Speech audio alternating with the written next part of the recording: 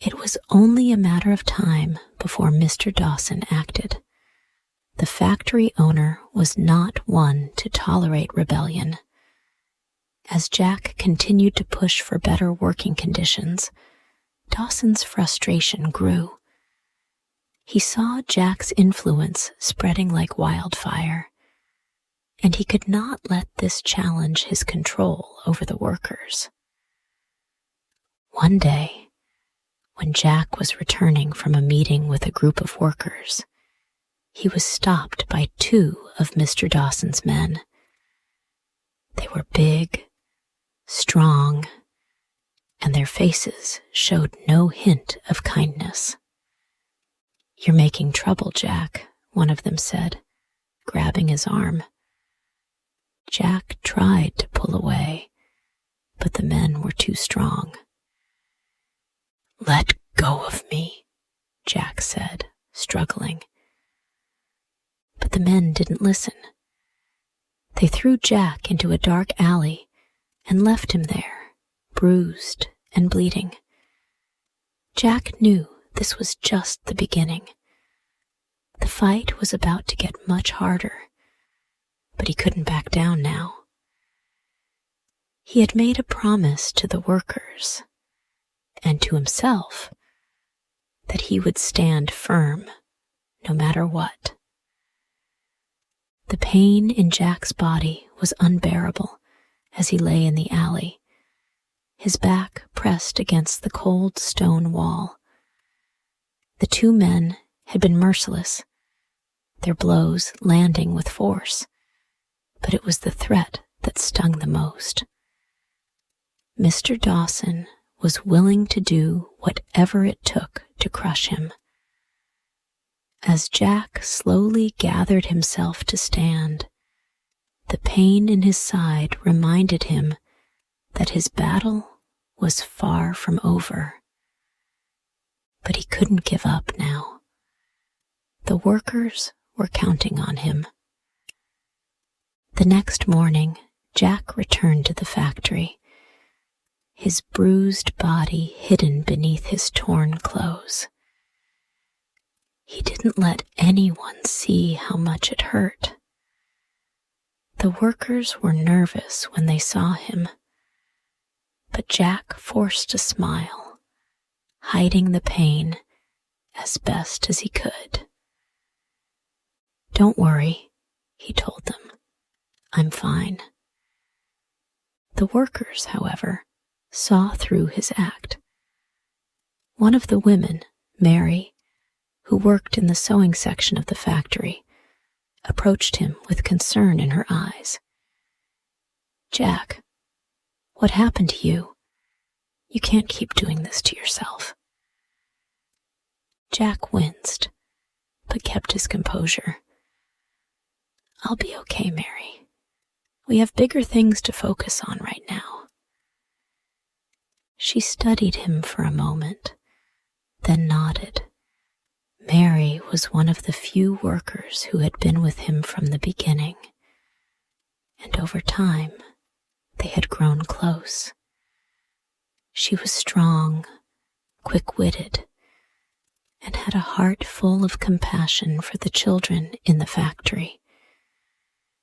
Jack had often found himself relying on her wisdom and support, and it meant a lot to him that she cared so much.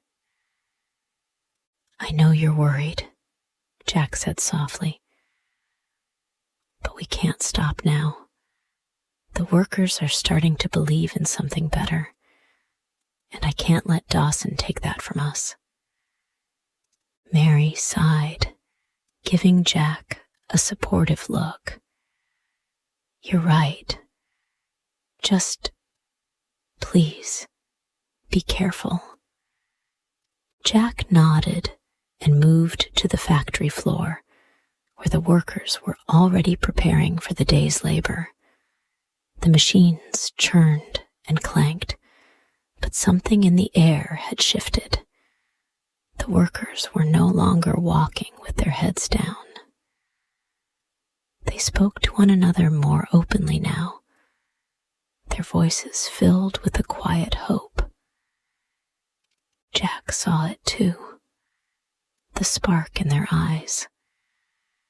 He could feel the change in the factory, and it made him more determined than ever to stand up to Mr. Dawson. He had started this fight, and now he would finish it. Weeks passed, and the tension in the factory only grew. Mr. Dawson had tightened his grip, hiring more guards to watch the workers and keep an eye on Jack.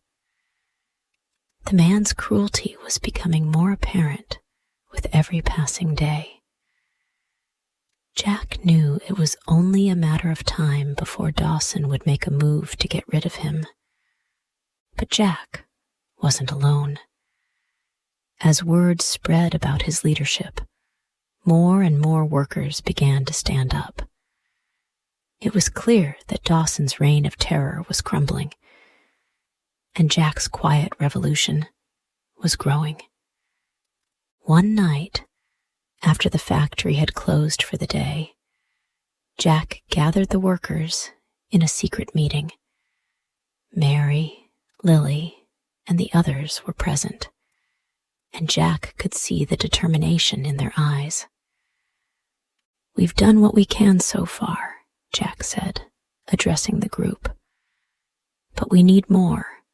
Dawson won't stop until we're all crushed beneath his boot. It's time we take a stand, together." The room fell silent as Jack's words sank in. He knew that this was the moment when everything would change. The workers had to decide whether they were willing to risk everything for the possibility of a better future. Mary spoke first. "What do we do, Jack?" "We go to Dawson's office," Jack replied. "We confront him head on. We demand that he change the way he treats us. No more fear, no more hiding." The workers murmured among themselves, some looking nervous, others more confident. They knew that standing up to Dawson meant they might lose their jobs, or worse. But Jack's words had given them the courage to take action. "We'll stand with you," said Lily, her voice soft but strong. "Together, we can do this." Jack smiled, his heart swelling with pride. These workers, the ones he had helped, had come to trust him in a way he hadn't expected. They were his family now, and he would do whatever it took to make sure they were treated with the respect they deserved. "We do this tomorrow," Jack said. "Prepare yourselves." The next morning, the workers gathered outside the gates of the factory. It was still dark, and the air was thick with tension. They stood together, side by side, knowing that this was a pivotal moment in their lives. Jack took a deep breath, his heart pounding in his chest. "Stay strong," he whispered to the group. "We have to make our voices heard."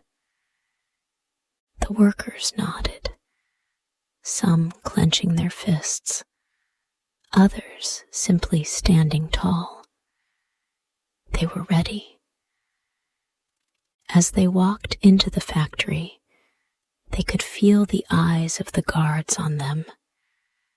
The overseers were scattered around the factory floor, but Jack noticed that they were on edge. They could sense that something was about to happen, Jack led the group toward Mr. Dawson's office. As they passed the workstations, workers stopped what they were doing and watched, their eyes filled with curiosity. The factory, which had always been a place of fear and silence, was now a place of hope and defiance. When they reached Mr. Dawson's office, Jack stepped forward. The door was locked, but Jack wasn't afraid. He knocked firmly. "Mr. Dawson," Jack's voice rang out. "It's time for a change." The door opened slowly, and Mr. Dawson stood in the doorway, his face twisted in anger. "You dare challenge me?" he hissed. His eyes narrowed with fury. "You're nothing. A fool who thinks he can change the world." "I'm not a fool," Jack said firmly. "I'm someone who's seen what's wrong, and I won't stand by while you destroy people's lives." Dawson's expression darkened, and before anyone could react, he motioned to his guards. The tension in the room escalated, and Jack knew that the situation was about to get violent. But he wasn't backing down. He had come too far to be intimidated now. "I won't let you hurt these people anymore," Jack said, his voice steady. Dawson sneered. "You'll regret this, Jack. I'll make sure of it." But just as Dawson reached for his phone to call for more guards, the workers behind Jack began to shout, their voices rising in unison. "We won't work for you anymore. We won't stay silent." The sound of their voices filled the factory, echoing through the halls. It was the moment that Jack had been waiting for, when the workers finally found their voice.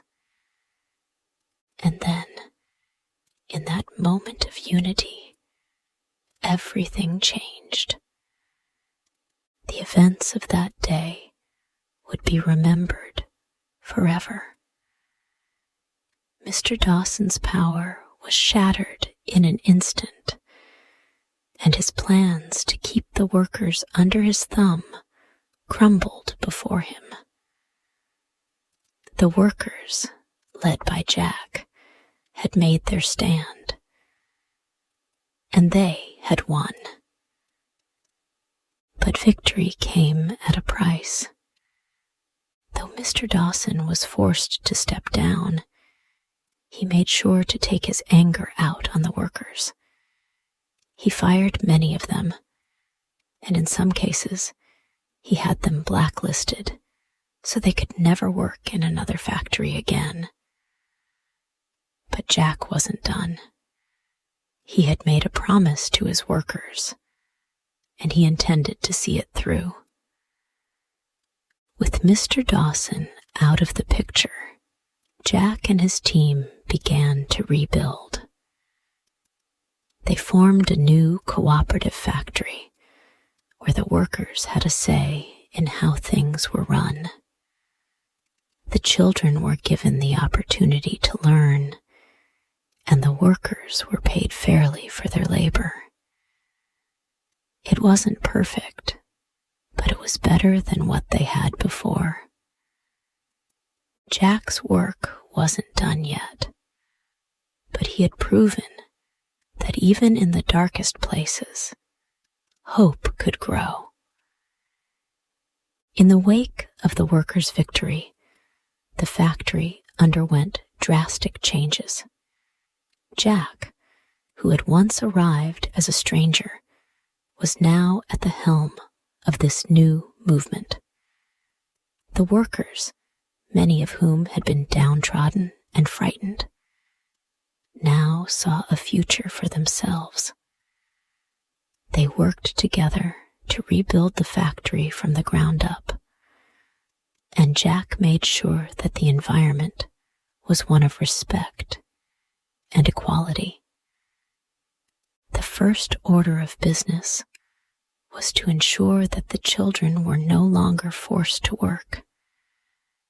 They were given a proper education, and Jack personally oversaw the construction of a small school within the factory grounds. The workers and their families began to learn, and for the first time in a long while, there was hope in the air.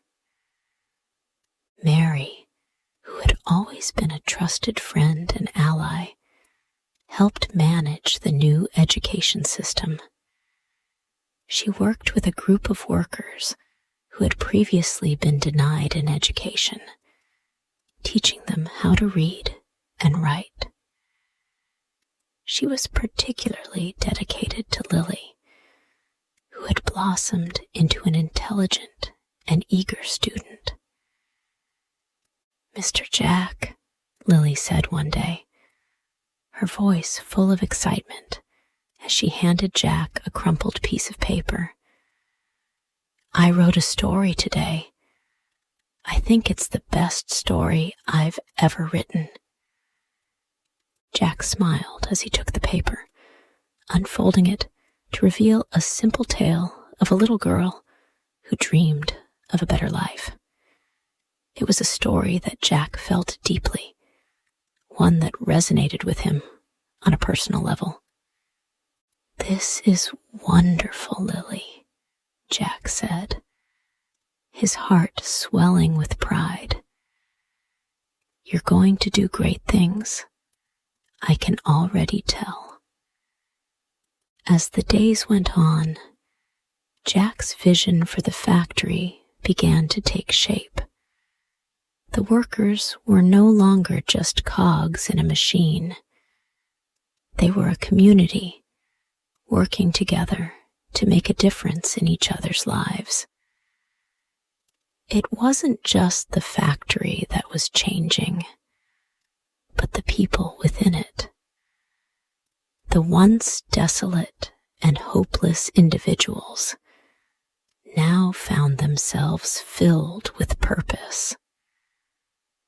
However, not everyone was thrilled with the changes. The old guards who had been loyal to Mr. Dawson still lingered, watching from the sidelines, waiting for an opportunity to undermine Jack. One such man, Gregory, had been one of the overseers who worked closely with Mr. Dawson. He wasn't a bad man by nature, but he was deeply loyal to the old regime and felt that the changes were too drastic. Gregory approached Jack one afternoon as he walked through the factory, observing the progress. "You're making a mistake," Gregory said, his voice low but firm. "These workers, they don't know what they're doing. They're not meant to be in charge." Jack stopped, meeting Gregory's gaze. "You're wrong. These workers know more than you think. They've been here longer than anyone, and they've suffered enough. They deserve this chance." Gregory clenched his jaw, but said nothing. Jack could tell that he wasn't fully convinced, but he also knew that change was never easy. It took time for people to see things from a different perspective. "You've been a part of this factory for a long time," Jack continued, "and you've seen what it's like when the workers are treated like nothing. Don't you think they deserve better? Gregory hesitated, then sighed. I do. I just don't know if this is the way. Dawson was a tyrant, but you can't simply flip everything around. There will be consequences. Jack placed a hand on Gregory's shoulder, his expression soft. I know, but we'll face them together. That's the only way forward.